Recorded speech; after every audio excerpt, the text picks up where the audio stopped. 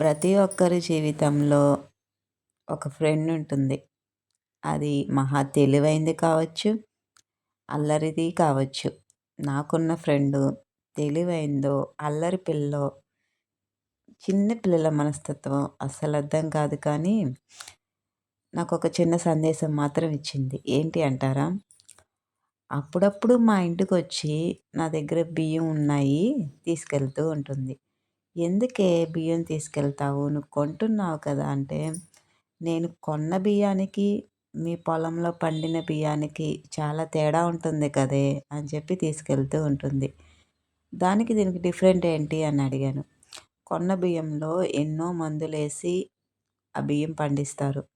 కానీ మీ పొలంలో పండిన బియ్యం అసలు మీ మామయ్య మందులే వేయకుండా చాలా చక్కగా పండి మీకోసం పంపిస్తూ ఉంటాడు ఊరు నుంచి అని చెప్పింది. ఇప్పటిదాకా నాకు ఆలోచన రాలేదు. లైట్‌గా తీసుకున్నాను. నిజమే కదా అనిపించింది. నాకైతే షాప్‌లో కొన్న బియ్యమే ఎక్కువ ఇష్టపడతాను కానీ, నిజానికి తను చెప్పినప్పుడు నాకు అర్థమైంది ఏంటి అంటే, పొలంలో మన పొలంలో మందులు వేయకుండా ఆర్గానిక్‌గా పండించే బియ్యం మన హెల్త్‌కి ఎంత మంచిదో తను చెప్పాకే నాకు అర్థమైంది.